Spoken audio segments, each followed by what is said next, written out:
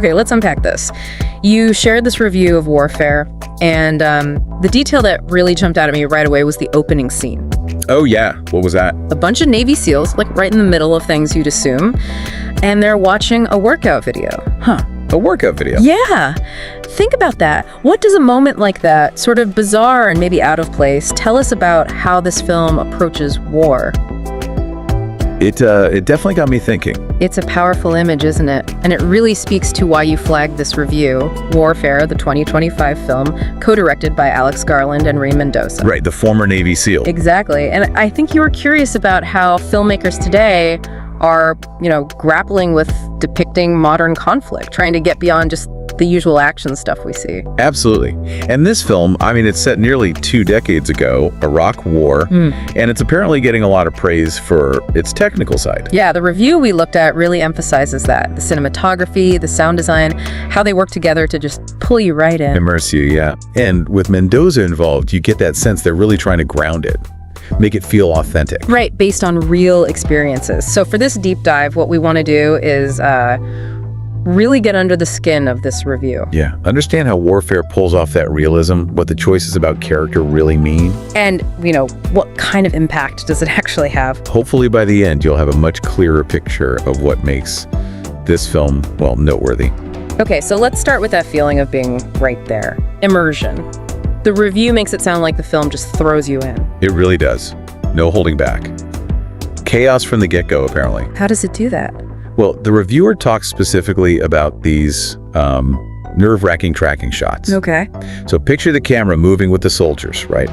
Through these bombed-out buildings, across open ground. And danger could come from anywhere. Exactly. The threat of gunfire is just always there, unpredictable. So for someone like you, wanting to quickly grasp the intensity. Yeah, get that knowledge quickly but thoroughly. That kind of technique, it puts you right in their boots. Huh. A really immediate, visceral sense of that constant danger. Paints a vivid picture, definitely. Now, something else that really stood out in the review, and maybe we should dig into this more, how it handles characters. Or maybe how it doesn't in the traditional way. Yeah, exactly. That opening scene, the workout video, the reviewer sees it less as introducing individuals and more like a shared moment, highlighting unity. That's a really insightful point from the review, I thought. The idea that it's maybe deliberately emphasizing a common humanity. How so? Suggesting that, in that extreme context of war, the individual stuff, it kind of gets stripped away. Survival becomes the focus. They become more of a unit. The collective, right? Yep. But the review also mentions a potential downside to that, doesn't it? It does, yeah. That maybe some viewers might find it harder to connect emotionally if you don't have those character arcs to grab onto. Mm-hmm. And the stakes, while obviously high, might feel a bit abstract, distant. That raises a really interesting question, I think, about how we engage with these kinds of stories. Intellectually, we get the danger. Sure. But that emotional hook often comes from following one person's journey, right? Yeah, definitely. And the reviewer notes that apart from little flashes of dark humor, maybe a gesture while clearing a room, there isn't much traditional character development. So it feels like a conscious trade-off the film is making. But the review does praise some performances, right? Didn't it mention Will Poulter? Yes. Will Poulter, Cosmo Jarvis, and D'Pharaoh Woon-A-Tai. Who plays a version of the co-director, Mendoza. Exactly. And they apparently give these really grounded performances. You feel the exhaustion, the fear. So even without deep backstories, the actors convey the toll it takes. It sounds like it, yeah. Yeah. So for you, appreciating those memorable details, this whole approach to character is probably a key thing. It's a very distinct choice that shapes the whole experience. Let's shift then to how the film actually shows the conflict itself.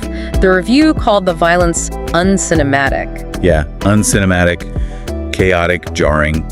That's the description, which is quite different from a lot of war movies. Very different. Not glorified at all, then. Seems like the opposite. The intention feels like moving away from anything romanticized or even, clearly defined battles sometimes. And no clear villain either. That's another big point the review makes. No obvious bad guy, which heightens that sense of dread, paranoia, danger is just everywhere, often unseen. So instead of good versus evil, it's more about survival.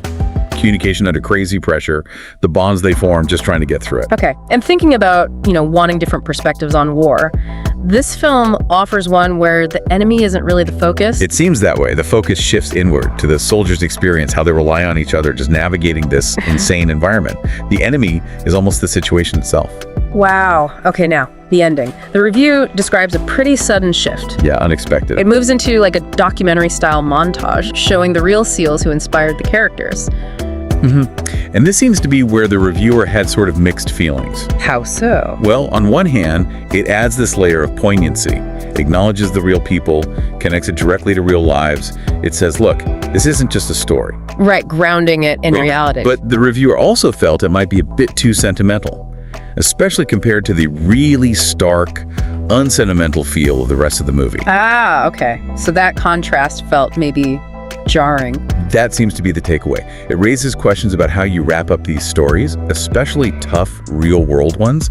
Does that ending enhance it, or does it kind of pull you out of the mood the rest of the film built? Interesting dilemma. So, wrapping up the reviewer's overall take, it sounds like Warfare nails the technical stuff, that raw, visceral feeling of combat. Totally.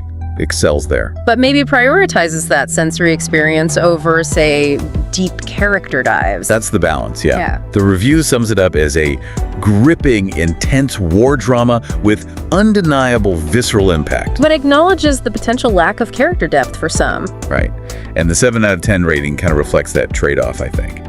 Strengths and maybe some weaknesses, depending on what you're looking for. And for you, thinking about those aha moments or insights, that whole discussion about the ending is pretty thought-provoking, isn't it? It really is. How a film can build this intense world and then try to add another layer right at the finish line. Sometimes it works, sometimes maybe not as well. Makes you think about the intent. Definitely. So just to bring it all together for you, the key takeaways on Warfare from this review, it's technically really strong, intensely realistic about the Iraq War setting. Big focus on the visceral experience. Exactly. That raw feeling of combat often comes first, maybe before deep character arcs, which makes it unique, impactful, offers this powerful sensory ride. Even if it might leave some people wanting more on the character front. Precisely. Yeah. It's a specific approach. So that leaves us, and you listening, with a final thought maybe.